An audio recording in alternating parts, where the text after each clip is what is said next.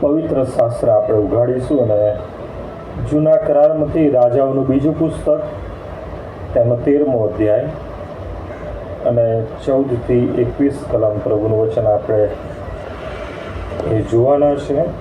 જૂના કરારમાં page number 351, બીજો રાજા 13મો અધ્યાય 14મી કલમથી 21મી કલમ સુધી પ્રભુનું વચન આ પ્રમાણે જણાવે છે.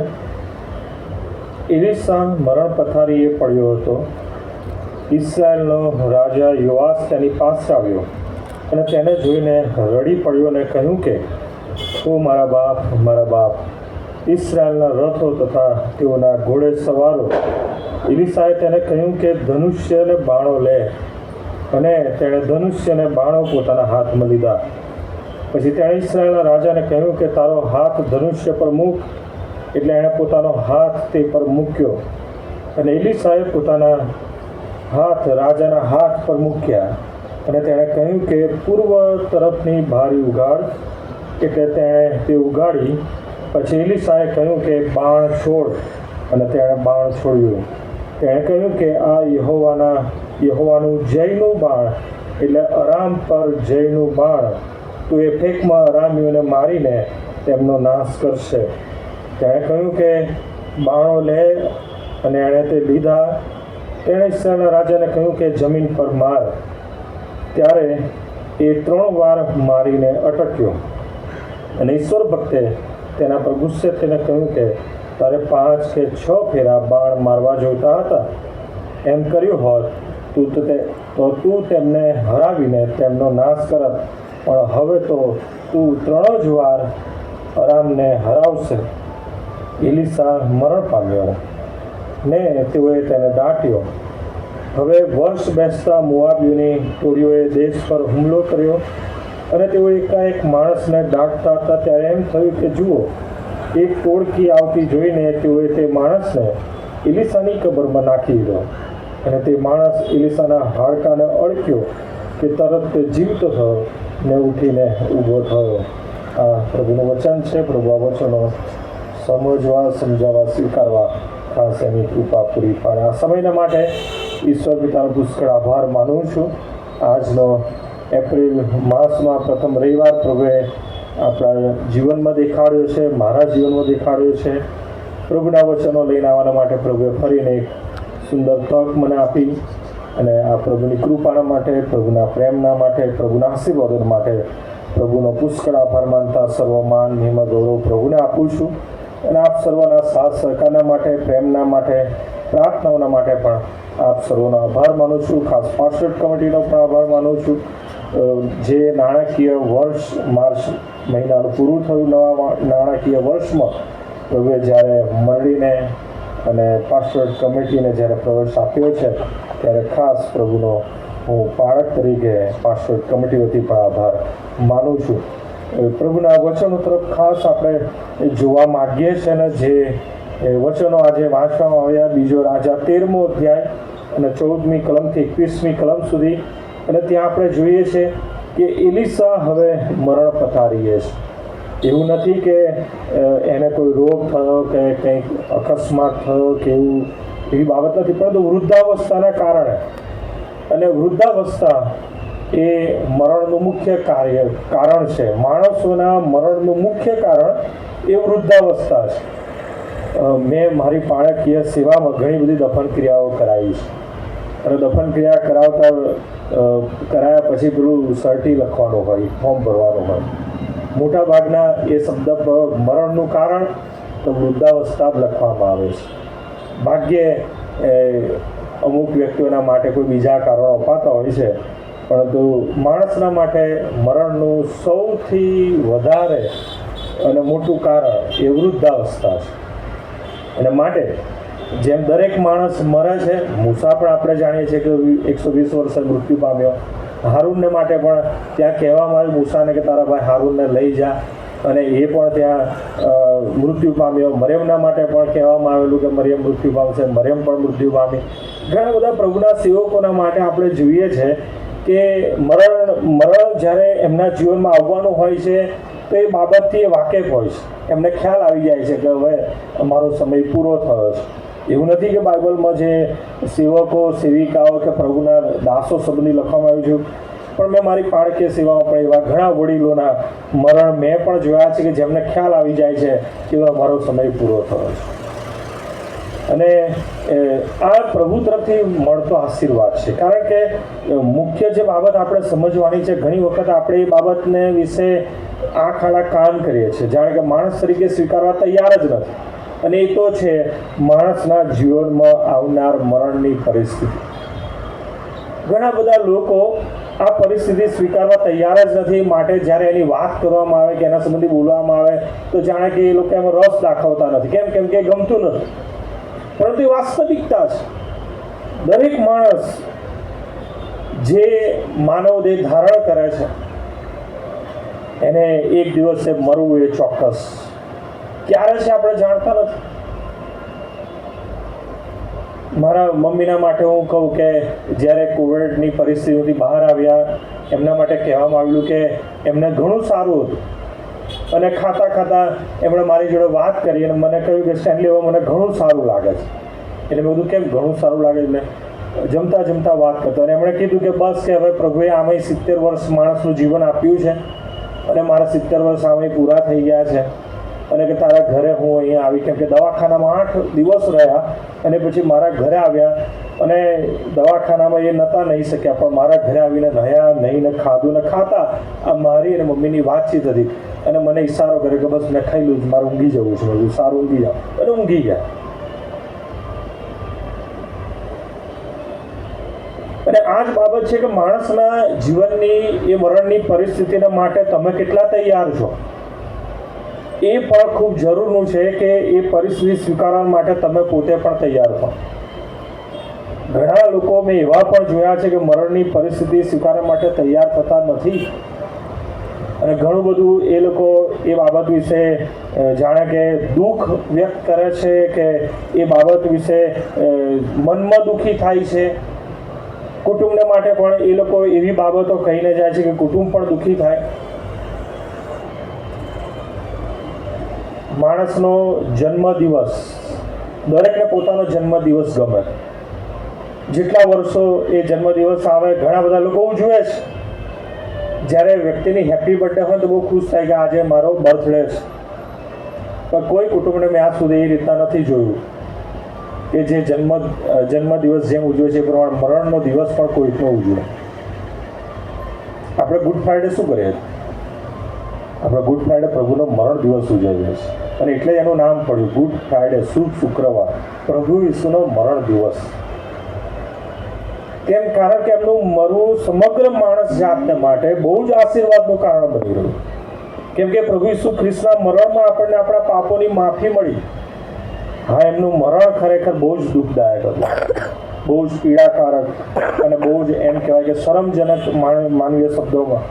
પરંતુ એ દેવની ઈચ્છા હતી, દેવે સ્વીકાર્યું. અને એટલા માટે કે આપણે એમના મરણમાં પાપોમાં મૃત્યુ પામીએ અને એમના પુનરુત્થાનમાં આપણે પાપોમાંથી આપણે નવા જીવનમાં જીવીએ. અને એ પ્રભુ દેવ તરફથી મળનારો બહુ જ મોટો આશીર્વાદ હતો. માણસના માટે આશીર્વાદ પ્રાપ્ત કરવું એ અશક્ય હતું, પણ પ્રભુએ એની કૃપામાં, એના પ્રેમમાં દેવે આપણને મફત અને ભરપૂરીપણેનો એ આશીર્વાદ આપ્યો. જો પ્રભુનો મરણ દિવસ ઉજવીએ છીએ તો ચોક્કસ વાલાઓ પ્રભુમાં આપણે મૃત્યુ પામીએ એ બાબત સ્વીકારવા માટે આપણે પણ તૈયાર થઈએ, ગમે તે સમય સંજોગો પરિસ્થિતિમાં. એલિયાએ વસ્તુ સ્વીકારી. હા, એલિયા એવું નથી કે એકદમ વૃદ્ધ થઈ ગયો અને હવે એને મરણ પથારીએ હોય ને મૃત્યુ પામ્યો. ના, આગળ દિવસમાં આપણે જોઈ ગયા કે એની ઈચ્છા હતી કે પ્રભુ તું લઈ લે. જૂના કરારમાં એવું નથી કે એલિયા એક જ એવું પાત્ર છે. હનોખના માટે પણ આપણે જોઈએ છીએ કે 300 વર્ષ દેવની સાથે ચાલ્યો અને પછી દેવે એને લઈ લીધો. હનોખના માટે થઈને એક કાલ્પનિક એક વાર્તા પણ મેં સાંભળેલી છે. સેમિનરીમાં હતા ત્યારે એક પ્રભુના સેવક આવ્યા હતા અને એમણે બાબત કહી હતી કે હનોખ 300 વર્ષ દેવની સંગાતે ચાલ્યો. એટલે 300 વર્ષ એટલે ખરેખર તો બહુ લાંબો સમય કહેવાય માણસના માટે. આપણે તો જુવાન થઈએ, જુવાન પછી માની લો કે પ્રભુનો એ જીવન સોંપીએ, બાપ્તિસ્મ લઈએ અને પ્રભુની હજુરમાં આપણે જીવન જીવીએ એના ભયમાં, બીકમાં, અને નવો જન્મ પામ્યા પછીનું આપણું જીવન, અને એ પણ મોટા ભાગે ફેમિલી લાઈફમાં અને નોકરીની લાઈફમાં એ બીજી શેડ્યુલના કારણે આપણે એવું જીવી શકતા નથી. મોટાભાગના લોકો નિવૃત્ત થાય પછી એવું જીવન જીવવાની અપેક્ષાઓ રાખે છે, પરંતુ શારીરિક નિર્બળતાઓના કારણે અને એ શારીરિક પ્રશ્નોના કારણે એ લોકો પછી એ પ્રમાણેનું કમિટમેન્ટ દેવની સાથે જે નવા જીવનમાં ચાલવાની બાબતો છે એ પૂરેપૂરા એમાં વિશ્વાસુ બની શકતા નથી. અને માટે ખૂબ જરૂરનું છે ને. જો તમે જુઓ તો સુલેમાન જ્ઞાની પણ એના વચનોમાં એ જ કહે છે કે જુવાનીના દિવસોમાં તું તારા સર્જનહારનું સ્મરણ કર. અને બહુ સ્પષ્ટ કે જે માઠા દિવસો આવ્યા પહેલા, તો આપણે ત્યાં જ ભૂલ કરીએ છીએ. આપણે તો માઠા દિવસો આવે ને એમાં આપણે સર્જનહારનું સ્મરણ કરીએ. બાઇબલના વચનો જો આપણે વાંચીએ છીએ તો વાલો એની ગંભીરતા સમજીએ ને એ પ્રમાણે ખરેખર પ્રભુને જે પસંદ પડે છે, રોમન 12 અને 1 અને 2 માં પણ કહ્યું છે કે ખરેખર બુદ્ધિપૂર્વકની સેવા શું છે તે આપણે સમજીએ તો એ પહેલાં ખરેખર તો આપણે આપણા શરીરનું જીવતું પવિત્ર દેવને પસંદ પડે તેવું અર્પણ કરવાનું છે. દેવને પસંદ પડે તેવું અર્પણ, પણ આપણે તો આપણને પસંદ પડે એ પ્રમાણે આપણે પ્રભુને અર્પિત થઈએ છીએ, જે પ્રભુને માન્ય નથી અને આપણી બુદ્ધિપૂર્વકની સેવા પણ નથી. અને એટલા માટે ખૂબ જરૂરનું છે કે વાળાઓ માણસ તરીકે અને પ્રભુના બાળકો તરીકે પ્રભુની જે ઈચ્છા છે, આપણા દેવ બાપની જે ઈચ્છા છે એને અનુસરીને આપણે જીવન જીવીએ તો વાળાઓ જીવનની દરેક પરિસ્થિતિઓ બહુ જ આશીર્વાદિત બને છે, બહુ જ આશીર્વાદિત બને છે.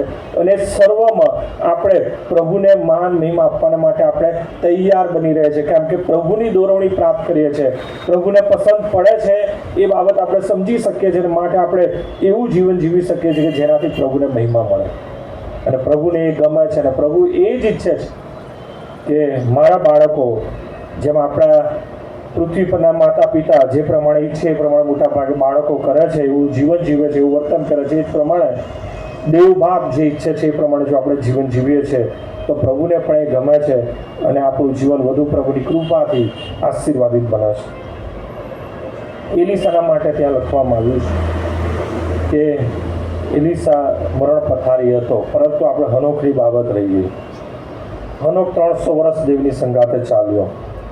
તો એવું ત્યાં કહેવામાં આવ્યું કે જ્યારે 100 વર્ષ થયા એટલે હનોખે ઈચ્છા વ્યક્ત કરી, પ્રભુ 100 વર્ષથી હું તમારી સાથે ચાલી રહ્યો છું, દિવસ રાત. અને ત્યાં દેવની સંગાતે ચાલ્યો એટલે એવું નથી કે બસ એ નીકળી પડ્યો ને રાત દિવસ ચાલ કર્યો, કે ખાધું પીધું ને એનું ફેમિલી શું કરે છે, બાળકો શું કરે છે, કોઈ ધ્યાન આપ્યું ને, એવું નથી. કેમ કે ફેમિલી લાઈફ પણ જીવતો હતો, એના બાળકો હતા, અને એ પ્રમાણે ફેમિલીની સાથે રહીને 300 વર્ષ દેવની સંગાતે ચાલવું તો કઈ રીતના શક્ય છે? તેનો મતલબ કે એનું જીવન રોજ એ પ્રભુમાં જીવતો હતો. એના ફેમિલી સાથે તો ચોક્કસ હતો. પ્રભુ ઈસુ ખ્રિસ્તનું ઉદાહરણ લઈએ તો પ્રભુ ઈસુ ખ્રિસ્ત જ્યારે એમનું બાપ્તિસ્મ થયું ત્યાં સુધી, એટલે કે 30 વર્ષ સુધી એમના માતા પિતાના આધીન રહ્યા, કારણ કે એ જ્યેષ્ઠ પુત્ર હતા. મરિયમ કુંવારીનું સંતાન ખરું, પણ યુસુફ અને મરિયમનું જ્યેષ્ઠ સંતાન, અને એટલા માટે થઈને ત્યાં માતા પિતાના આધીન રહ્યા. એનું કારણ કે જ્યેષ્ઠ પુત્ર તરીકે એમણે એમની જે ફરજ નિભાવવાની હતી માતા પિતા પ્રત્યે, એ બધી જ એમણે નિભાવી અને આધીનતામાં રહ્યા. અને જ્યારે વધનસુભ મૃત્યુ પામે છે ત્યારે પણ એ યોહાનને બતાડે છે, અને યોહાન અને મરિયમને એકબીજાને બતાવીને કહે છે કે જો બાઈ તારો દીકરો, અને યોહાનને કહે છે કે જો તારી બા. એ ત્યાં જ્યેષ્ઠ પુત્ર તરીકે જવાબદારી પણ સોંપે છે. કદાચ ત્યાં યુસુફ નથી, એટલે બની શકે કે યુસુફ પોતાનું જીવન પૂર્ણ કર્યું પ્રભુની પાસે હશે, પણ મરિયમ એકલી છે. ચોક્કસ એવું નથી કે એમને ભાઈ બહેનો નહોતા. બાઇબલ વાંચીએ છીએ, આપણે જાણીએ છીએ કે પ્રભુ ઈસુના ભાઈઓ બહેનો બધા હતા અને એ બી પરણેલા હતા. પણ પ્રભુ ઈસુ એમના માતા પ્રત્યેનો ત્યાં પ્રેમ પ્રગટ કરે છે. એટલે હનોખ પણ દેવની સંગતે ચાલ્યો, પણ ફેમિલીની સાથે રહીને 100 વર્ષ થયા એટલે પ્રભુ એને કીધું હશે કે તારા હજી તો દીકરા દીકરીઓ જુવાન થયા નથી, એમના પ્રત્યેની તે તારી ફરજ નિભાવી નથી, એ બધી તું પૂરી કર, પછી આપણે જોઈશું. 200 વર્ષ થયા પ્રભુ, 200 વર્ષ થયા, મારા ફેમિલીમાં બધાનો મેં ઠેકાણે પાડી દીધું છે, મારા છોકરા બધા હવે સદ્ધર થઈ ગયા છે, હવે મને લઈ લો. ના, હજી તારે સાક્ષી આપવાની છે સમાજમાં, મારો મહિમા પ્રગટ કરવાનો છે. અને 300 વર્ષ થયા. હા, એ સાક્ષી પણ આપી હનોકે પ્રભુમાં હું જીવન જીવ્યું છે, કેમ કે ત્યાં એવું નોંધ કરવામાં આવી છે કે એના વિશે કહેવામાં આવ્યું કે દેવ એના પ્રત્યે પ્રસન્ન હતા. જો તમે હિબ્રોન પત્ર 11 અધ્યાય વાંચો તેમાં બહુ સ્પષ્ટ લખ્યું છે કે દેવ હનોક પ્રત્યે પ્રસન્ન હતા. તો એ કેમનું? એના જીવન પ્રત્યેથી સમાજમાં, મંડળીમાં લોકોએ એ માર્ક કર્યું કે ખરેખર હનોકે પ્રભુમાં જીવન જીવી રહ્યો છે, દેવ એના પ્રત્યે પ્રસન્ન છે, એના કુટુંબ પ્રત્યે, એના બાળકો પ્રત્યે.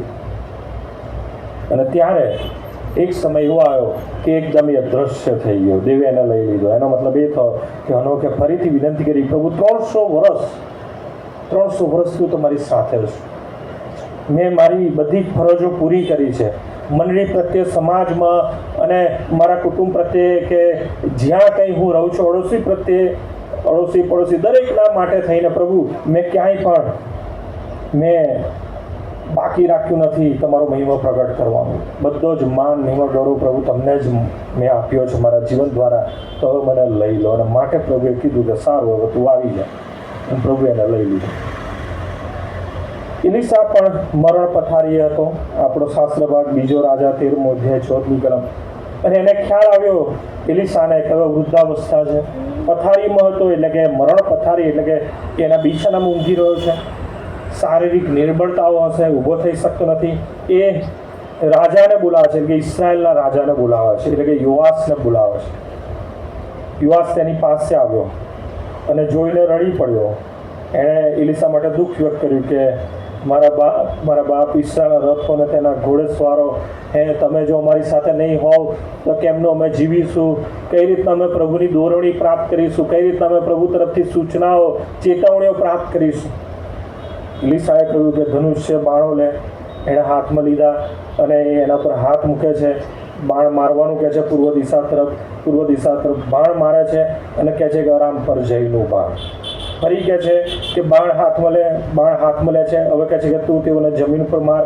1, 2, 3 વાર બાણો મારે છે, પછી અટકી જાય છે. એલીશા ગુસ્સે થાય છે કે તારે વધારે મારવા જોઈતા હતા. કેમ?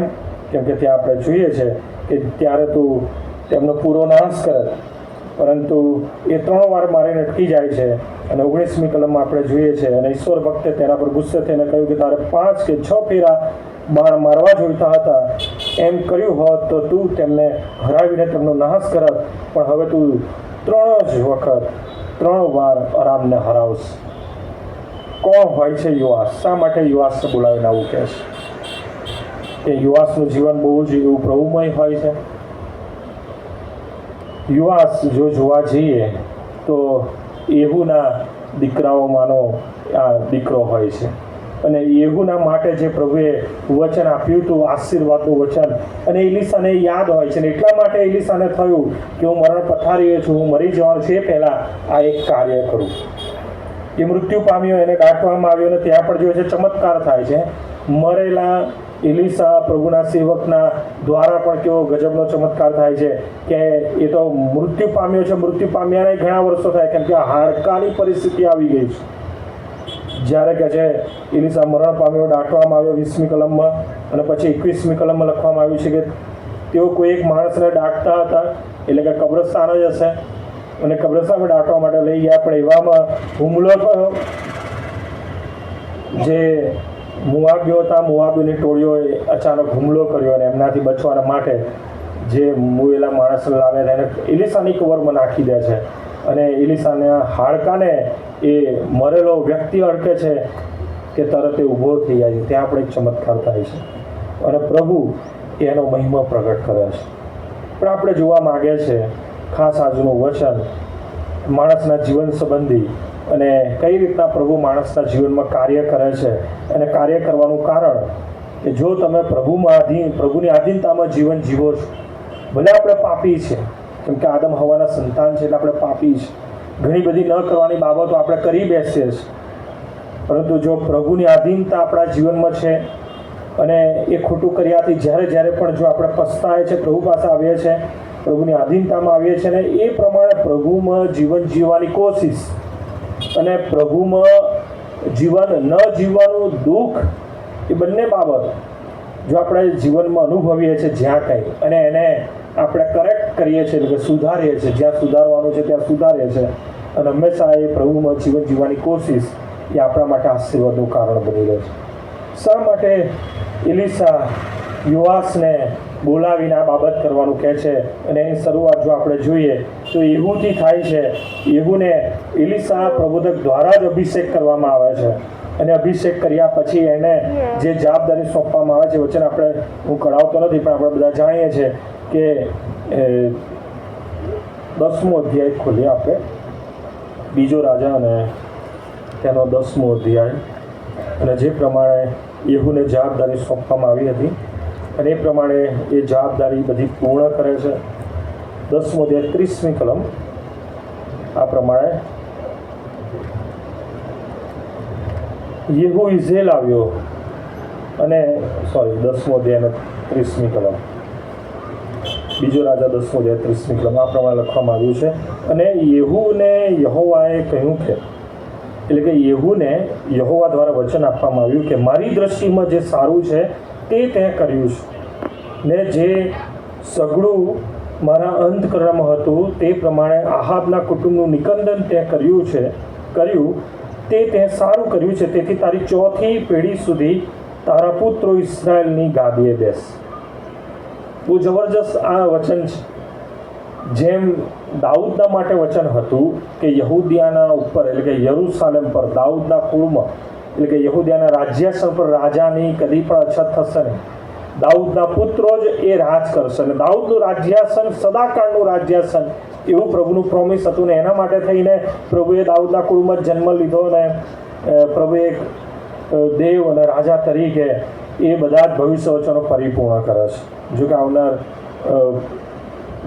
જે પેશન વીક છે એમાં કદાચ એ બાબત વિશે આપણે વચન જોઈશું ને સાંભળીશું. પણ યેહૂના માટે પણ, યેહૂ એટલે કે ઇસ્રાયેલના રાજા માટે, એટલે કે ઉત્તરનું જે રાજ્ય હતું જે યહૂદાથી અલગ થયું, તેના માટે પણ આ વચન છે.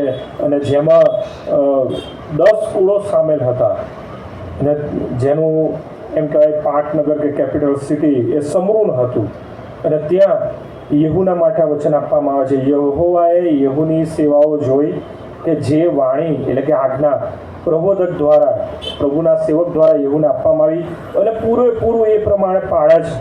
જો કે ત્યાં નેગેટિવ બાબતો પણ છે કે ઘણું યેહૂને જે કરવાનું તે પ્રમાણે નથી પણ કરતો, બરાબર. અને ત્યાં તમે જુઓ 31મી કલમ વાંચો તો કહે છે, 10મો અધ્યાય બીજો રાજા 10:31 કલમ, પણ યેહૂએ ઇસ્રાયેલના દેવ યહોવાના નિયમ પ્રમાણે પોતાના પૂરા હૃદયથી ચાલવાની બિલકુલ કાળજી રાખી નહીં. યરોબામે પોતે જે પાપો ઇસ્રાયેલ પાસે કરાવ્યા હતા તેવા પાપો કરવા તેણે ચાલુ રાખ્યું. પરંતુ જે વચન પ્રભુએ એને આપ્યું હતું, જે આજ્ઞા આપી હતી, જ્યારે એ યેહૂ પાળે છે તો પ્રભુ એને આશીર્વાદનું વચન આપે છે કે તારી 4થી પેઢી સુધી તારા દીકરાઓ ઇસ્રાયેલ પર રાજ કરશે. અને યેહૂનું રાજ્ય જો આપણે જોઈએ 36મી કલમમાં, આ ગણતરી રાખજો કે જેના પરથી આપણે એલીશાના સેવાકીય વર્ષોની પણ ગણતરી મેળવી શકીશું. એ જગ્યાની 36મી કલમ ત્યાં લખવામાં આવ્યું છે, છેલ્લી કલમ. અને યેહૂએ સમરૂનમાં 28 વર્ષ સુધી ઇસ્રાયેલ પર રાજ કર્યું. જે આશીર્વાદનું વચન યેહૂને આપવામાં આવ્યું કે તું ઇસ્રાયેલનો રાજા થશે, અને એલીશા પ્રબોધક દ્વારા જ યેહૂને અભિષેક કરવામાં આવ્યો અને ઇસ્રાયેલનો રાજા જાહેર કરવામાં આવ્યો. અને ત્યાં લખવામાં આવ્યું છે 36મી કલમમાં, સમરૂનમાં 28 વર્ષ યેહૂએ રાજ કર્યું, અને યેહૂ મૃત્યુ પામે છે. 13મો અધ્યાય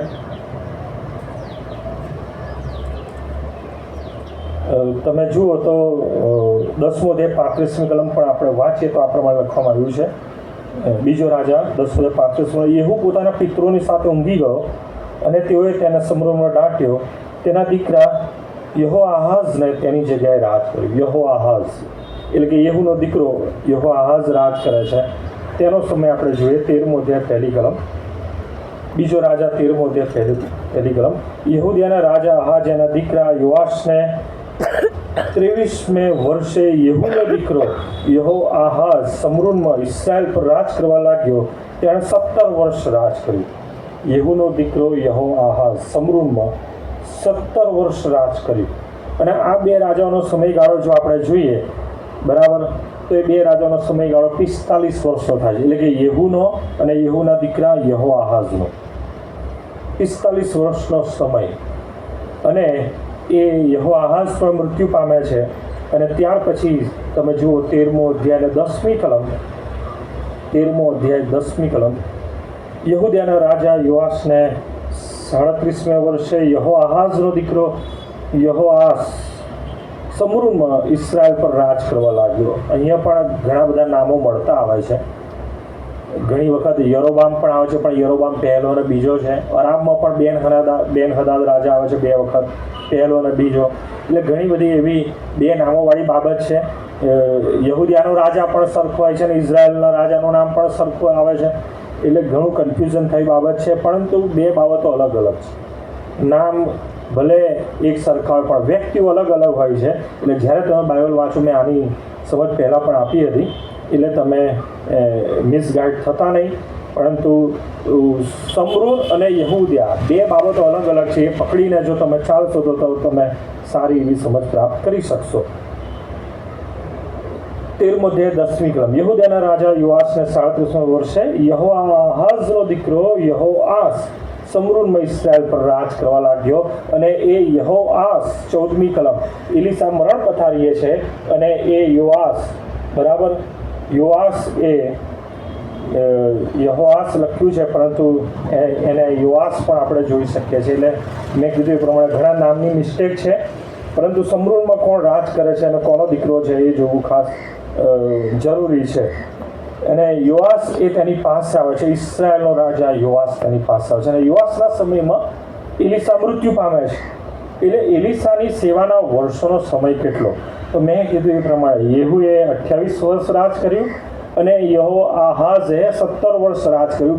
બે જણાની જો એ રાજ્યના સમયગાળાને ભેગો કરે તો 45 વર્ષનો સમયગાળો.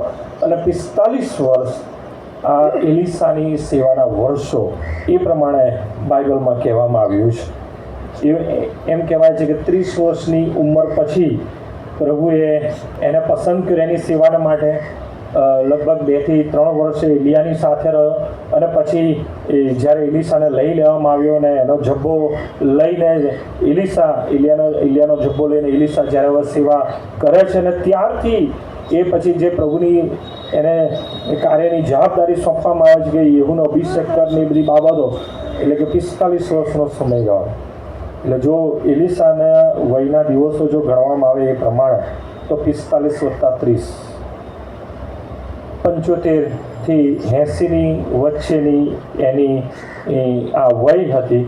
અને પ્રભુએ એને એ જીવન આપ્યું હતું કે 75 થી 80 વર્ષ એ જીવ્યો. અને અહીંયા જેમ 14મી કલમમાં આપણે જોઈએ છીએ કે એલીસા મરણ પથારીએ છે. એટલે વૃદ્ધાવસ્થાના એ સમયમાં એ હવે પોતાના જીવનના છેલ્લા દિવસો એ જોઈ રહ્યો છે. પ્રભુએ જે આશીર્વાદ આપ્યો યેહૂને, શા માટે યોઆસને આ બાબત કહેવામાં આવી? એટલે કે યોઆસ જો આપણે જોઈએ તો એ યેહૂનો દીકરો થયો. એટલે કે 3જી પેઢી કહી શકાય. જે રીતના પેઢી ગણવામાં આવે છે, કદાચ હું ખોટો હોઈ શકું, પરંતુ કોઈને એમ કહે કે તમારે કેટલી પેઢી જોઈ, તો પહેલી પેઢી એ મારી પોતાની આવે કે મેં જોઈ, મારા વર્ષ. બીજી પેઢી એ મારા પછી મારા બાળકોના વર્ષો. અને 3જી પેઢી એટલે બાળકોના બાળકો જોવા. એટલે કે જો હું દાદા બની જાઉં કે નાના બની જાઉં ને એ હું જોઉં છું તો એટલો એ આશીર્વાદ. અને ખરેખર પ્રભુનો આભાર માને કે ઘણા લોકોને જે વચન આપ્યું છે ને કે તું તારા આયુષ્યના સર્વ દિવસો તું આનંદમાં કે હર્ષમાં ગુજારીશ અને પેઢી દર પેઢીનો આશીર્વાદ હું તને આપીશ. ઘણી બધી જગ્યાઓ શબ્દ પ્રયોગ ગીતશાસ્ત્રમાં પણ થયો છે. અને પ્રભુ એના લોકોને પેઢી દર પેઢીનો આશીર્વાદ આપે છે, પોતાના બાળકોને બાળકો જોવાનો. એ જે શબ્દ પ્રયોગ છે પેઢી દર પેઢીનો. આપણે પેઢી તો આપણી જોઈએ જ, ઘણા લોકો તો પોતાની જ પેઢીમાં પતી જાય છે. પરંતુ પ્રભુ જ્યારે એના બાળકો ઉપર અને બાળકો જે પ્રમાણે જીવન જીવે છે એમના પર પ્રસન્ન થાય છે, તો પ્રભુ એવો આશીર્વાદ આપે છે, પેઢી દર પેઢીનો આશીર્વાદ. ઘણા લોકો તો પોતાની 4થી પેઢી પણ જુએ છે, અને 4થી પેઢી જોઈને એ વૃદ્ધાવસ્થામાં મૃત્યુ પામ્યા. જેવા પણ આશીર્વાદો ઘણાને પ્રાપ્ત થયા છે. અને હાલમાં પણ એવા લોકો છે કે જેમણે પોતાની 4થી પેઢી જોઈ હોય.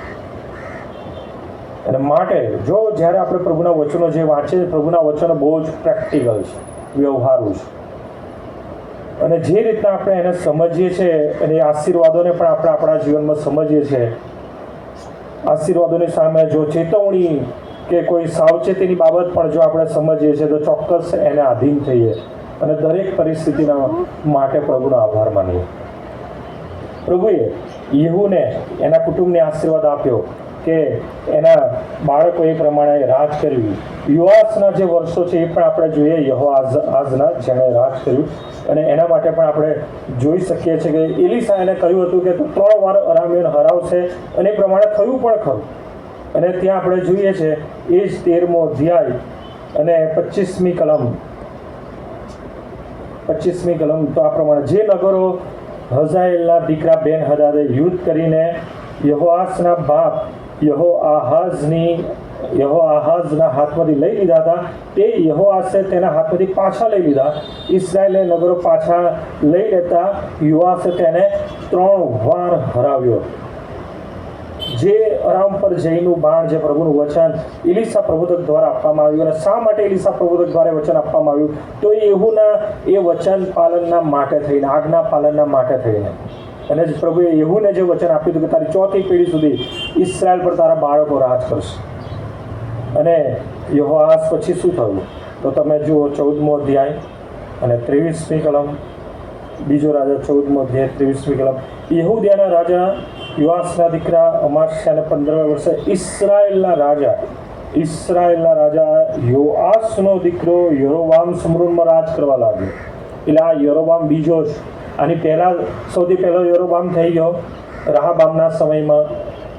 સુલેમાન રાજાના મૃત્યુ પછી જ્યારે રહાબામ રાજા બને છે, રહાબામનો વિરોધ કરવામાં આવે છે, યરોબામ રાજા થાય છે ઇસ્રાયેલનો. અને એ પ્રમાણે બીજો યરોબામ છે જે યેહૂના દીકરાનો દીકરો હોય છે, બીજા શબ્દોમાં. અને યરોબામે કેટલા વર્ષ રાજ કર્યું? તો ત્યાં લખવામાં આવ્યું છે તેણે 41 વર્ષ રાજ કર્યું ઇસ્રાયેલ પર. યરોબામે એટલે કે યરોબામ બીજા 41 વર્ષ રાજ કર્યું. એ પણ મૃત્યુ પામે છે. અને પછી શું થાય છે? જેમ કહેવામાં 4થી પેઢી જોવાની બાબત, બરાબર. એટલે આમ તો ઓલરેડી 4 પેઢી આ યરોબામમાં પૂરી થઈ ગઈ, જે પ્રમાણે મેં ગણતરી કરી હતી. યેહૂએ 28 વર્ષ, યહોઆહાઝે 17 વર્ષ, અને યહોઆસે 16 વર્ષ, અને યરોબામે 41 વર્ષ. અને એ પછી પણ શું થયું? તો 15મો અધ્યાય 8મી કલમ. 15મો અધ્યાય 8મી કલમ. ત્યાં જોઈએ યહૂદિયાના રાજા અઝારિયાને 38 વર્ષે યરોબામના દીકરા અઝારિયાએ સમરૂનમાં ઇસ્રાયેલ પર 6 માસ રાજ કર્યું. અને એની વિરુદ્ધ ચાકર બંધ કરે છે. 10મી કલમમાં લખ્યું છે યાબેસના દીકરા શાલુમે તેની વિરુદ્ધ દંગો કર્યો અને લોકોની સમક્ષ તેને મારી નાખ્યો. કોને? યરોબામ બીજાના દીકરા જખારિયાને ત્યાં મારી નાખે છે, કે જેણે 6 મહિના ઇસ્રાયેલ પર રાજ કર્યું હતું. અને પ્રભુનું વચન આપણે જોઈએ 12મી કલમ, બહુ મહત્વનું, 15મો અધ્યાય 12મી કલમ. યહોવાનું જે વચન તેણે યેહૂને કહ્યું હતું કે તારી 4થી પેઢી સુધી તારા પુત્રો ઇસ્રાયેલના રાજ્યાસન પર બેસશે, તે એ જ હતું અને તે પ્રમાણે થયું. યેહૂના સમયથી એના દીકરા 4 દીકરાઓનું રાજ્ય, જો એ સમયગાળો આપણે જોઈએ, તમે ઘરે જઈને પણ ટોટલ મારજો, 102 વર્ષનું રાજ્ય. તમે વિચાર કરો, પ્રભુનો એ આશીર્વાદનો સમય યેહૂ અને એના કુટુંબના માટે 102 વર્ષનો. કેટલું અદ્ભુત કહેવાય. કેમ 102 વર્ષનો? કારણ કે જે દાઉદ રાજાની વાત કરીએ તો BC 1000માં દાઉદ રાજા આશરે એમ કહેવાય કે એણે રાજ્ય કર્યું. દાઉદ રાજાએ 40 વર્ષ, સુલેમાન રાજાએ 40 વર્ષ, ને એ પ્રમાણે પછી એ સુલેમાન રાજાના મરણ પછી 2 ભાગ થઈ ગયા. અને 2 ભાગ પછીનું જે રાજ્ય છે એ લગભગ 300 વર્ષ સુધીનું ઇસ્રાયેલનું રાજ્ય હતું. 200 થી 300 જ વર્ષ. કેમ કે 17મા અધ્યાયમાં જો તમે આવો, બીજો રાજા 17 આવનાર દિવસમાં આપણે જોઈશું, ત્યાં તો ખરેખર ઇઝરાયેલના ઉત્તરના રાજ્યનું પતન છે આસુર દ્વારા. અને 721 BCમાં તો ઇઝરાયેલના એ રાજ્યનું પતન થયું. એટલે જે સમયગાળો જો જોવા જઈએ તો આશરે 200 થી 300 વર્ષના સમયગાળામાં સૌથી વધારે ઇસ્રાયેલના રાજ્યો ઉપર જો કોઈ રાજ કર્યું હોય તો એ હતા યેહૂ અને એના દીકરા. બહુ જબરજસ્ત આશીર્વાદની બાબત છે. ખબર નહીં કદાચ આની પહેલાં તમે આવું માર્ક કર્યું હોય કે તમારી સમજમાં આવ્યું હોય, પરંતુ આ હું એટલા માટે કહું છું કે એલીસા મરણ પથારીએ છે ને એલીસાએ યોઆસને જે બાબતો કહી એનું કારણ હતું કે પ્રભુનું એ આપેલું વચન, યેહૂને જે વચન આપવામાં એ પૂરું થાય અને 4 પેઢી સુધી 102 વર્ષનો આશીર્વાદિત સમયગાળો ઇઝરાયલના રાજ્યાસન પર યેહૂના દીકરાઓએ રાજ્ય કર્યું અને આશીર્વાદિત એ સમય રહ્યો. વિચાર કરો વાલાઓ, યેહૂના એક આજ્ઞા પાલનના કારણે અને સમર્પિત સેવાના કારણે પ્રભુએ યેહૂને તો આશીર્વાદ આપ્યો, પણ એને પછી એના 4 પેઢી સુધી પ્રભુએ આશીર્વાદ આપ્યો. આપણો પ્રભુ જે વચન આપે છે કે હું તને આશીર્વાદ આપીશ અને તારા પછી તારા સંતાનોને પણ આશીર્વાદ આપીશ, તો એમને એમ નથી કહેતા. પ્રભુ કહે છે કે હું તને દર પેઢી સુધીનો આશીર્વાદ આપીશ. તે પ્રભુ એનું વચન પાળે જ. એ દરેક એના બાળકો માટે જો જોવા જઈએ તો એવું નથી કે દરેક જણા સારું જીવન જીવ્યા છે. ના, દરેકના માટે નેગેટિવ બાબત પણ ત્યાં લખવામાં આવી છે કે જે ન કરવાનું એ પણ કર્યું, પણ તેમ છતાંય પ્રભુ એના વચન પ્રમાણે આશીર્વાદ તો આપ્યો. જો વાળો આજે તમે હું આ જગ્યાએ ઉપસ્થિત છે કે હાજર છીએ અને આ જો સાંભળી રહ્યા છે, તો કદાચ એનું કારણ એ આપણા બાપ દાદા હોય છે. જો આજે તમે અહીંયા બેઠા છો ને ક્યાંક હૃદયમાં તમને પ્રભુના આત્મા, જેમ ગયા રવિવારે મેં કીધું આજે પણ પ્રભુના આત્મા છે, દરરોજ વાત કરે છે. એવું નથી કે રવિવારે હું કહું તો જ વાત થાય છે. તમને હૃદયમાં એક ખાતરી આપી રહ્યો છે કે જો હું મારા એ પૂર્વજો કરતાં કે બાપ દાદો કરતાં બહુ સારા આશીર્વાદો, એસો આરામ કે જગીક બાબતોમાં કે દરેક બાબતોમાં બહુ સફળ ને આશીર્વાદિત રહ્યો છું, ક્યાંક જો એ પ્રકારની એવી ફિલિંગ આવી રહી છે, તો વાલાઓ એનો શ્રેય તમારા જીવન માટે થઈને નથી. એનો શ્રેય હંમેશા તમારા બાપ દાદાઓના જીવનને તમારે આપવો હોય કે ક્યાંક અમારા એ વડીલો, અમારા વડવાઓ એ પ્રભુની આધીનતામાં જીવન જીવ્યા કે આજે એના બાળકોના બાળકોના બાળકો, ઘણા 4થી પેઢી પણ હશે ચોક્કસ, કે આશીર્વાદમાં આજે આપણે વૃદ્ધિ પામી રહ્યા છે. એ ઉત્તમ એ આશીર્વાદ આપણે પ્રાપ્ત કરી રહ્યા છે. એ પ્રેમ, આનંદ, શાંતિમાં. કારણ કે આજે જુઓ આજની પરિસ્થિતિમાં વાલાઓ, તમે સોશિયલ મીડિયા અને મીડિયામાં તો તમે જુઓ મોંઘવારી અને જે જગતની પરિસ્થિતિ છે, ખરેખર ભારત દેશની જે પરિસ્થિતિ છે, કેટલા લોકોને રાશન આપવામાં આવે છે, મફત રાશન. ખબર છે આ આંકડો તો તે જગ જાહેર, 80 કરોડ લોકોને મફત રાશન સરકાર પોતે આપે છે. અને એક રીતના બીજા શબ્દો મેં એમ કહેવાય કે 80 કરોડ લોકો ગરીબીની રેખાની નીચે છે. તમે ને હું એમાં નથી આવતા, 80 કરોડની એ સંખ્યામાં નથી આવતા. કેટલો મોટો આશીર્વાદ! આનાથી વિશેષ બીજું શું જોઈએ? અને જો એ આશીર્વાદો ગણીએ તો એ તો આપણે કદાચ એમ કહેવાય કે અસંખ્ય અગણિત એવા ઉત્તમ આશીર્વાદો આનાથી વિશેષ જો ગણવા જઈએ તો આપણે પ્રભુ તરફથી પ્રાપ્ત કર્યા છે. તંદુરસ્તીનો આશીર્વાદ, લાંબા આયુષ્યનો આશીર્વાદ, સારા રહેવાના ઘરોનો આશીર્વાદ, નોકરીઓનો આશીર્વાદ, કુટુંબનો આશીર્વાદ, બાળકોનો આશીર્વાદ. પ્રભુએ શું નથી આપ્યું? હા, મનમાં એમ ના માનતા કે આ તો મારી મહેનત કે મારી બુદ્ધિ કે મારા પ્રતાપે. ના, બાઇબલ ના પાડે છે, બહુ સ્પષ્ટ ના કહે છે કે ના, ચોક્કસ એક બાબતના માટે કે ક્યાંક એ આપણા પૂર્વજોએ, આપણા વડીલોએ, આપણા વડવાઓએ પ્રભુની આધીનતામાં ક્યાંક આજ્ઞા પાલનમાં એ જીવન જીવ્યા કે જે આપણે પણ નથી જાણતા. અને એમના આજ્ઞા પાલનનો, એમના એ વિશ્વાસનો એ આશીર્વાદ આજે આપણા જીવનમાં આપણે પ્રાપ્ત કરી રહ્યા છીએ. જોઈએ આ વચનની સાર્થકતા આપણે વધુ સારી રીતે આપણે સમજીએ તો તમે સાઉલ રાજાની બાબત તમે જુઓ. સાઉલ રાજા અને સમુએલની બાબતમાંથી એ બાબતનું ચોક્કસ તમને હું એટલા માટે કહું છું કે આ સાબિતી છે બાઇબલમાં કે આ પ્રમાણેની વચનની આધીનતાનો આશીર્વાદ પ્રભુ આપે છે. 13મો અધ્યાય, પહેલો સમુએલ 13મો અધ્યાય ખોલો મારી સાથે. સમુએલનું પહેલું પુસ્તક અને 13મો અધ્યાય. ને આ ગંભીરતા તમે સમજો એટલા માટે આપણે ખાસા જોવા માંગીએ છીએ. પહેલો સમુએલ 13મો અધ્યાય અને પહેલી કલમ. ઇસરાયલ લોકોએ રાજાની માંગણી કરી અને સમુએલના સમયમાં સાઉલ રાજાને ત્યાં અભિષેક કરવાનો રાજાને માટે. 13મો અધ્યાય પહેલી કલમ શું કહે છે? સાઉલે રાજ કરવા માંડ્યું ત્યારે તે 30 વર્ષની વયનો હતો અને તેણે 2 વર્ષ ઇસરાયલ પર રાજ કર્યું. સાઉલ રાજાનો ખરેખર જે સમય છે ને 2 જ વર્ષનો.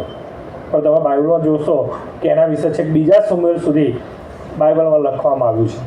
એટલે ઘણાને એવું લાગે કે બહુ લાંબા વર્ષો, ના એવું નથી. 2 જ વર્ષ સાઉલ રાજા ઇસ્રાયલ પર રાજ કર્યું. પછી દાઉદ રાજા દેવનો પસંદ કરેલો 40 વર્ષ, અને સુલેમાન રાજા એ દાઉદનો દીકરો બીજા 40, અને એમ પછી ઇસ્રાયલમાંથી જે યહૂદા અલગ થયું અને 587 BC સુધી ત્યાં દાઉદના પુત્રએ યરૂશાલેમ પર રાજ કર્યું.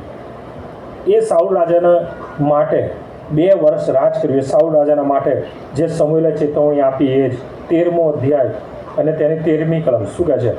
ત્યારે સમુએલે સાઉલને કહ્યું કે તે મૂર્ખાઈ કરી છે.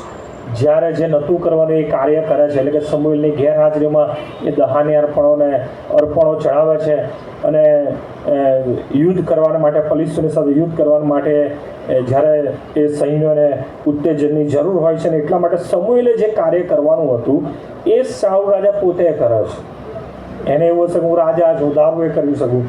અને સમુએલે કરવાનું કાર્ય જ્યારે રાજા કરે છે ત્યારે સમુએલ આવે છે અને આ 13મી કલમમાં આ બાબત એને કહે છે કે ત્યારે સમુએલે સાઉલને કહ્યું કે તે મૂર્ખાઈ કરી છે. સાઉલને એમ કે મેં બહુ સારું કર્યું, કોઈ ના કરે એવું કર્યું. પરંતુ સમુએલે કીધું તે મૂર્ખાઈ કરી છે. તારા દેવ યહોવાએ તને જે આજ્ઞા આપી તે પાળી નથી. નહીં તો હમણાં યહોવાએ ઇસ્રાયલ પર તારું રાજ્ય સદાને માટે સ્થાપ્યું હોત. જે વચન દાઉદને આપવામાં આવ્યું કે તારું રાજ્ય સદાકાળનું રાજ્ય, એ વચન ખરેખર તો સાઉલ રાજાના માટે હતું. પરંતુ એણે એ આજ્ઞા પાળી નહીં. એટલે એ વચન આપે એ પહેલાં જ એણે પોતે જ સાઉલ રાજાના પહેલાં જ ટેસ્ટમાં સાઉલ રાજા ફેલ ગયો. આજ્ઞા પાલનના એના પહેલા ટેસ્ટની અંદર જ સાઉલ રાજા ફેલ ગયો, કે જેમાં સમુએલે એને કીધું કે તે તો મૂર્ખાઈ કરી છે. તને એમ કે તે સારું કર્યું પણ તે મૂર્ખાઈ. ઘણી વખત આપણે માણસ તરીકે આવું કરીએ જ. આપણે આપણી બુદ્ધિથી, આપણી સમજથી કામ કરવા જઈને એમ થાય કે મેં બહુ સારું કર્યું, તો ઘણી વખત આપણે મૂર્ખાઈ પણ કરી બેસીએ. એટલા માટે ખૂબ જરૂરનું છે કે જ્યાં પ્રભુ એમ કહે છે કે આ પ્રમાણે કરવું તો એટલું જ કરવું, અને જ્યાં પ્રભુનું વચન ના પડે છે કે આ ના કરવું તે તો કદી ના કરવું. તમારા હૃદયમાં ક્યાંય પણ કોઈ બી એવી બાબત કરતાં જો તમને કંઈક દુખાવાનું ફિલિંગ થાય, બરાબર, ગિલ્ટી ફીલ થાય, તો હાલો મહેરબાની કરીને એવું ના કરો. અને જે બાબત કરવા માટે તમારું અંતરાત્મા ઉત્સાહિત બને છે, ના ભલે કોઈ નથી કર્યું, મારે કરવું છે, તેવું કરવું રહ્યું. ભલે માણસોને નહીં ગમે પણ પ્રભુને એ ગમશે. અને એટલા માટે ત્યાં ફરીથી એ વચન જોઈએ તો કહે છે કે તે મૂર્ખાઈ કરી છે. દેવ યહોવાએ તને જે આજ્ઞા આપી તે પાળી નથી.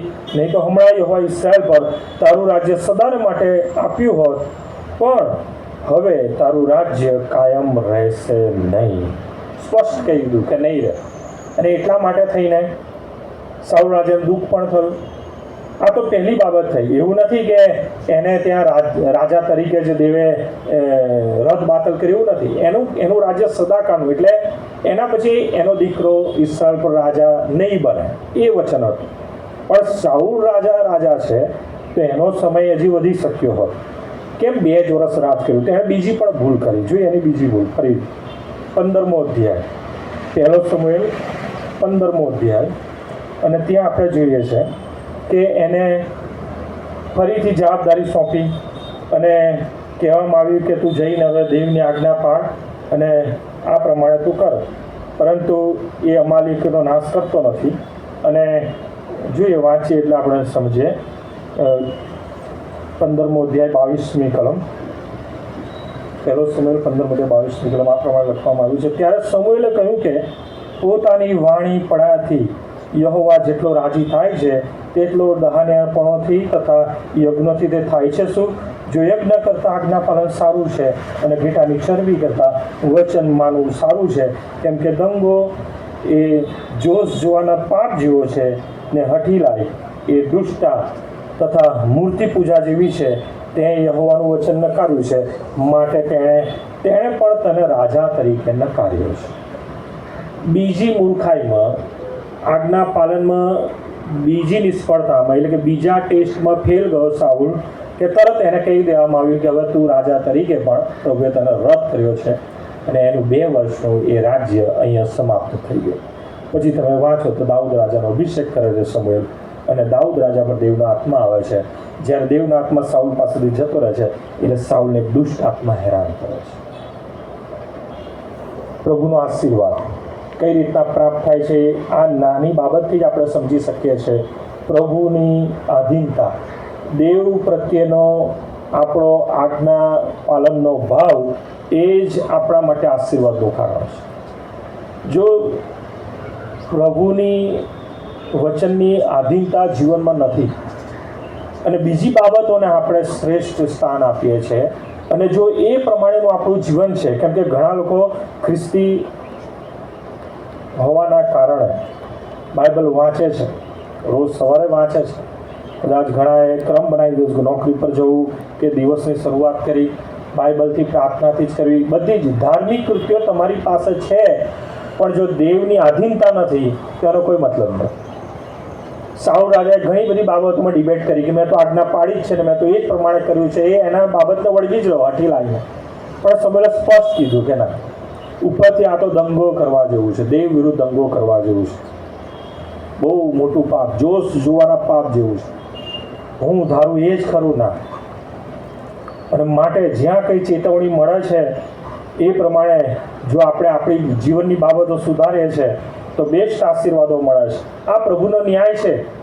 મેં શરૂઆત કરી હતી કે માણસના જીવનનો કોઈ જ ભરોસો નથી, આજે છે અને કાલે નથી. કેટલું જીવ્યા એના કરતાં કેવું જીવ્યા એ બહુ મહત્વનું છે. અત્યારનો તો ટ્રેન્ડ છે કે ગમે તેવું માણસ જીવન જીવે પણ મૃત્યુ પામે, દફન વિધિની ક્રિયા થાય, બે શબ્દ બોલવાના આવે તો વ્યક્તિઓ સારું જ બોલે છે, નેગેટિવ, જેમ બાઇબલમાં લખવામાં આવ્યું, બરાબર, જે યહૂના દીકરાઓના માટે લખવામાં આવ્યું, બરાબર. મેં તો ખાલી એમનો સમયગાળો તમને વંચાવ્યો, તમે ઘરે જઈને વાંચજો. નેગેટિવ બાબત પણ છે કે જે નહોતું કરવાનું એ કર્યું ને એના કારણે એ એમનો રાજ્યકાળ પૂરો પણ થઈ ગયો. પણ જો સારું કરીએ છીએ તો પ્રભુ એનો આશીર્વાદ ચોક્કસ આપે છે. સારી બાબતોનો આશીર્વાદ હંમેશા પ્રભુ સારો આપે છે. અને જોઈએ ગીતશાસ્ત્રમાંથી આપણે જોઈએ અને એ બાબતોની સમજ મેળવે. મેં આજે શરૂઆત જ ગીતશાસ્ત્ર 37થી કરી હતી. આપણું પ્રત્યુત્તરી વાંચન ગીતશાસ્ત્ર 37માંથી આવ્યું અને બહુ સારી બાબત છે. જો તમે જુઓ તો ત્યાં જે ભૂંડું કરનારા છે એમનો વાદ આપણે ના પકડીએ એવું બહુ સ્પષ્ટ શબ્દોમાં કહે છે કે તું ખીજવાઈશ નહીં, તું એમની અદેખાઈ કરીશ નહીં, કે ભૂંડું કરનારાઓનો તું નમૂનો પણ ના લઈશ, બરાબર. પરંતુ શું કર, તો ત્યાં લખવામાં આવ્યું છે 11મી કલમથી આપણે જોઈએ, નમ્ર લોકો દેશનું વતન પામશે અને પુષ્કળ શાંતિમાં તેઓ આનંદ કરશે. જો પ્રભુની આધીનતા સ્વીકારે છે તો પ્રભુ એનો આશીર્વાદ જબરજસ્ત આપે છે. ત્યાં લખવામાં આવ્યું છે, જોકે પહેલી કલમથી તો આપણે વાંચવામાં ઘણા વચનો આવી ગયા છે એટલે હું એ નથી વંચાવતો, પણ ઘરે જઈને તો પહેલી કલમથી બી વાંચજો. પછી જો તમે જુઓ 16મી કલમ, તો ત્યાં લખ્યું છે ન્યાયની પાસે, એટલે કે ન્યાયી વ્યક્તિની પાસે જે કંઈ થોડું છે તે ઘણા દુષ્ટોની પુષ્કળ દોલત કરતાં પણ શ્રેષ્ઠ છે. જબરજસ્ત વચન. જો તમે પ્રભુની દ્રષ્ટિમાં જે સારું છે એ કરીને જીવન જીવો છો, ભલે તમારી પાસે થોડું છે, ભલે નાના ઘરમાં રહો છો, ભલે તમારો પગાર ઓછો છે,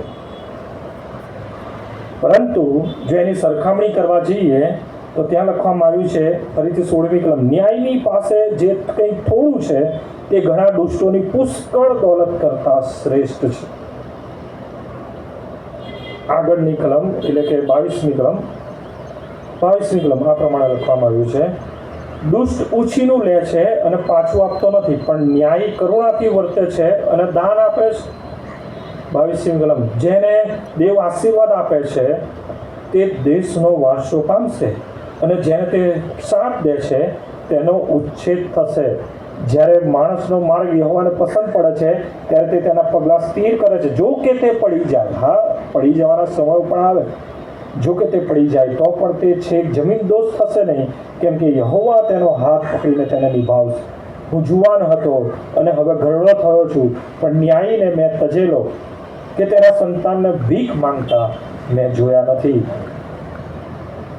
26મી કલમ, આખો દિવસ તે કરુણાથી વર્તે છે અને ઉછીનું આપે છે, તેના સંતાન આશીર્વાદ પામેલા હોય છે. આ ખાતરી છે કે જો તમે આજે પ્રભુમાં જીવશો તો તમારા પછી તમારી પેઢી પણ કેવા જબરજસ્ત આશીર્વાદમાં જીવશે, એ પ્રભુનું પ્રોમિસ. કેમ કે આજે આપણે જો આશીર્વાદિત છે તે આપણા બાપ દાદાના કારણે.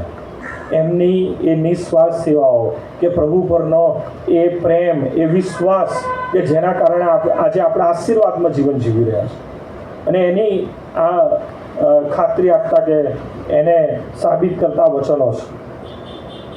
હજુ પણ આગળ ત્યાં 27મી કલમ, ગુંડાથી દૂર થા, ભલું કર અને દેશમાં સદાકાળ રહે, કેમ કે યહોવા ન્યાયને ચાહે છે ને યહોવા પોતાના ભક્તોને તજી દેતો નથી. તેઓનું સદા રક્ષણ કરે છે, પણ દુષ્ટના સંતાનનો ઉચ્છેદ થશે નહીં. ન્યાયીઓ દેશનો વારસો પામશે અને તેમાં તેઓ સદાકાળ રહેશે. ન્યાયી પોતાને મોઢે ડહાપણની વાતો કરે છે અને તેની જીભે તે ન્યાય બોલે છે. તેના હૃદયમાં પોતાના દેવનો નિયમ છે, તેના પગલાં લપસી જશે નહીં. દુષ્ટ ન્યાયીને તાકી રહે છે અને તેને મારી નાખવા લાખ શોધે છે. યહોવા તેને તેના હાથમાં પડવા દેશે નહીં. તેનો ન્યાય થશે ત્યારે તે તેને દોષિત ઠરાવશે નહીં. યહોવાની વાટ જો, તેને માર્ગે ચાલ, અને દેશનો વારસો પામવાને તે તને મોટો કરશે. દુષ્ટનો ઉચ્છેદ થશે નહીં, તે તું જોશે. અનુકૂળ ભૂમિમાં રોપેલા લીલા વૃક્ષની પેઠે, આ પણ એક બહુ જબરજસ્ત વચન છે, એ તમે સમજો. 35મી કલમ, અનુકૂળ ભૂમિમાં રોપેલા લીલા વૃક્ષની પેઠે મોટા સામર્થ્યમાં મેં દુષ્ટને ફેલાતો જોયો. 36મી કલમ, ફરીથી હું ત્યાં થઈને ગયો, પણ તે ત્યાં નહોતો. મેં તેને શોધ્યો, પણ તેનો પત્તો લાગ્યો નહીં. નિર્દોષ માણસનો વિચાર કર અને યથાર્થીને જો, કેમ કે શાંતિ પ્રિય માણસને બદલો મળશે. ઘણા બધા વચનો છે. ખરેખર પ્રભુનો હું આભાર માનું છું કે આ વચનોનો પ્રેક્ટિકલ અનુભવ પ્રભુએ મને પણ આપ્યો છે, મારા કુટુંબને આપ્યો. ચોક્કસ તમે અહીંયા બેઠેલા છો, ઘણાને પણ એવી બાબતોનો અનુભવ થયો છે કે આ વચનોની જે ખાતરી છે, વચનોમાંથી જે આશીર્વાદ પ્રાપ્ત થાય છે, જે સમજ પ્રાપ્ત થાય છે, ચોક્કસ તમે સમજી શક્યા હશો. ક્યાં પેઢી દર પેઢીનો આશીર્વાદ અને ક્યાં એવું જીવન. કેવું જીવન? અનુકૂળ ભૂમિમાં રોપેલા લીલા વૃક્ષની પેઠે.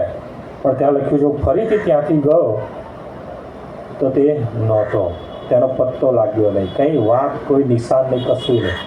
અને એવા માણસોના જીવનો હતા નહોતા પણ થઈ ગયા છે, જેમ કહેવાય ગમે કંઈક છે, પણ આજે તેનો અતો પત્તો પણ નથી. તમે કેવું જીવ્યા એ ખૂબ જરૂરી છે, અને એ બાબત તમે તમારા જીવનથી પ્રભુને પ્રસન્ન કરો એ ખૂબ જરૂરી છે. માણસોને પ્રસન્ન કરવા કરતાં તમે તમારા જીવનથી, કાર્યથી પ્રભુને પ્રસન્ન કરો એ ખૂબ જરૂરનું છે. કેમ કે પ્રભુ એ પ્રમાણે ન્યાય કરે છે, એ પ્રમાણે પ્રભુ આશીર્વાદ આપે છે, ચાહે ન્યાયી માણસ હોય કે દુષ્ટ માણસ. યહૂની એ આજ્ઞાધીનતાનો પ્રભુએ આશીર્વાદ આપ્યો. એના ચોથી પેઢી સુધી એના બાળકો ઇસ્રાયેલના રાજ્યાસન પર સમૃદ્ધમાંથી રાજ કર્યું. 102 વર્ષ રાજ કર્યું. સાઉલ રાજાને પણ તક આપવામાં આવી, ફક્ત 2 વર્ષ રાજ કર્યું. આ ઉપરથી એવું કહેવા માગું છું, દરેક માણસના માટે, અહીંયા બેઠેલી એક વ્યક્તિના માટે અને આખી પૃથ્વી પર દરેક માણસના માટે 2 સમય હોય છે. એક સમય એવો હોય છે કે જેમાં માણસ એ સમયને બહુ યાદ કરે છે, પણ ક્યારે ખબર છે? સમય જતો રહે ને પછી. અને એ માણસનો ગોલ્ડન ટાઈમ હોય છે, સુનેરો સમય, બરાબર? સોનેરી સમય, ગોલ્ડન ટાઈમ. બહુ ધ્યાનથી સાંભળજો આ વસ્તુ. દરેક માણસના જીવનમાં એવો સમય આવે છે કે જ્યારે માણસ પોતાના જીવનનું એ મૂલ્યાંકન કરે છે, ત્યારે એક સમય એના જીવનમાં એવો દેખાય છે કે આ મારો ગોલ્ડન ટાઈમ હતો. અને એ ગોલ્ડન ટાઈમની બાબતો વિશે જ્યારે વિચારે તો એ અફસોસ વ્યક્ત કરે છે કે મેં ખોટી બાબતોમાં મારો ગોલ્ડન ટાઈમ વેડફી નાખ્યો. એવું પણ ભાન થાય છે. અને એ બાબતનો નિશાસો પણ નાખે છે, જો એમાં મેં આવું કર્યું હોત ને મારો ગોલ્ડન ટાઈમ ટકી રહ્યો હોત તો કેટલું સારું. પણ એવું થતું નથી. કેમ? કેમ કે આપણું જે જીવન છે ને એ બહુ સીમિત છે. અને બીજો સમય, માણસના જીવન બીજો એક સમય એવો હોય છે કે જ્યારે એના જીવનમાં એમ ધારે કે હું ઘણું બધું કરી શકતો હતો, ઘણું બધું કરી શકતી હતી, પણ આજે હું લાચાર છું. એ લાચારીનો સ્વીકાર કરવો એ સમય એ બહુ ખરાબ છે કે સ્વીકારી લેવો હવે શું, હવે મારથી શું થશે. તમે નહીં માનો, ખ્રિસ્તી કહેવાતા આપણા લોકો ઘણા એવા એમ કહેવાય કે પ્રભુમાં જીવન જીવે છે, પણ તેમ છતાંય આ બીજો લાચારીનો સમય જે બીજો સમય મેં કીધો ને એમાં ખરેખર નિશાસા નાખતા જીવે છે. અને એટલા માટે સભા શિક્ષક જેમ કહે છે એ પ્રમાણે માઠા દિવસો આવ્યા પહેલા તું તારા સર્જનહારનું સ્મરણ કર. એ ખૂબ જરૂરી છે. હું પ્રભુનો આભાર માનું છું કે લાચારીનો સમય મારા જીવનમાં આજ સુધી નથી આવ્યો. હા, આવી શકે છે, પણ હજી સુધી પ્રભુએ એવો સમય નથી આવવા દીધો. માટે હું ખરેખર પ્રભુનો આભાર માનું છું. અને માટે વાલાઓ, આ વચનો સંબંધી ખરેખર ગંભીરતાથી વિચારજો કે પ્રભુએ જે તમને સમય આપ્યો છે, જે તમારા જીવનનો ગોલ્ડન ટાઈમ પ્રભુએ આપ્યો, એ ગોલ્ડન ટાઈમમાં તમે શું કર્યું, કઈ રીતના તમે પ્રભુના મહિમાને માટે વપરાયા, કે કઈ રીતના એ સમયમાં તમે પ્રભુને મહિમા આપ્યો, પ્રભુને માન આપ્યું અને પ્રભુની સેવા કરી છે. ચોક્કસ પ્રભુ તક આપે છે, કેમ કે આપણે નવા કરારના મધ્યસ્થ પ્રભુ ઈસુ ખ્રિસ્ત કે જે દરેક સમય સંજોગો પરિસ્થિતિમાં આપણી સાથે છે, જે પોતે કહે છે કે હું તમને કદી મૂકી દઈશ કે ત્યજી દઈશ નહીં, એ મધ્યસ્થ હંમેશા આપણી સાથે હોય છે અને એ સમયમાં જીવન જીવી રહ્યા છે. માટે આપણા માટે હજુ પણ આશીર્વાદની બાબતોની તક રહેલી છે. જો આજે પણ આપણે પ્રાર્થના કરીને પ્રભુની પાસે માગીએ તો પ્રભુ આપણને આપે જ, એ મના કરતો નથી. યાકૂબ એના પત્રમાં પહેલા ત્યાં બહુ સ્પષ્ટ આવે છે, પણ કે જે વિશ્વાસથી માંગ્યું. પ્રભુએ આપણને જીવન આપ્યું છે, એ જીવનની મર્યાદા ઠરાવેલી છે. 70 વર્ષ બળના કારણે 80 વર્ષ અને કૃપાના વર્ષોમાં 100 વર્ષ. પરંતુ એક એવો સમય છે કે જ્યારે એ ખતમ થઈ જશે, પૂરું થઈ જશે. અને ત્યારે તમારી પાસે એ તમારા જીવન સંબંધી મૂલ્યાંકન કરવાનો સારો એવો સમય હશે. ત્યારે વાલાઓ, પ્રભુ ઈચ્છે છે કે આપણું એ મૂલ્યાંકન જ્યારે આપણે કરીએ ત્યારે આપણને અફસોસ ના થાય, પરંતુ આપણે પ્રભુની આભાર સુધી કરીએ કે પ્રભુ તે મને જીવન આપ્યું, સારું જીવન આપ્યું, હું તારા વચનમાં જીવન જીવ્યો, તારી હાજરીમાં, તારી પાંખોના છાયા આશ્રય તળે અને તારા આશીર્વાદોમાં જીવન જીવ્યો છું. માટે પ્રભુ તારો આભાર. અને એમ કરવા માટે પ્રભુ આજે પણ કૃપાળુ છે, આજે પણ તક આપે છે. આજે પણ પ્રભુ આપણને ઈચ્છે છે કે આપણે એ પ્રમાણેનું જીવન એની પાસેથી મળે છે પ્રાપ્ત કરી. નહીં તો પ્રભુનું વચન બહુ સ્પષ્ટ કહે છે, જ્યારે પ્રભુનું આગમન થશે ત્યારે માણસોની પાસે કેવળ રડવું અને દાંત પીસવું. ઘણા લોકો જોવે માણસના દીકરાને જોઈને નિશાસા નાખશે, અફસોસ વ્યક્ત કરશે. વાલો, પ્રભુએ આપણે એના માટે પસંદ કર્યા નથી. જો આપણા બાપ દાદાઓને પ્રભુએ પસંદ કર્યા, એ આશીર્વાદ આપ્યો, એ પેઢી દર પેઢીના આશીર્વાદમાં આજે આપણે જીવન જીવી રહ્યા છે, તો પ્રભુ આજે આપણને પણ તક આપે છે કે આપણે બચી જઈએ અને આવનારી પેઢી પણ બચી જાય. કેમ કે પ્રભુએ આપણને પેઢી દર પેઢીનો આશીર્વાદ આપ્યો છે. આવો ગીત ગાઈએ, ભજન સંગ્રહમાંથી આપણે ગીત ગાઈશું.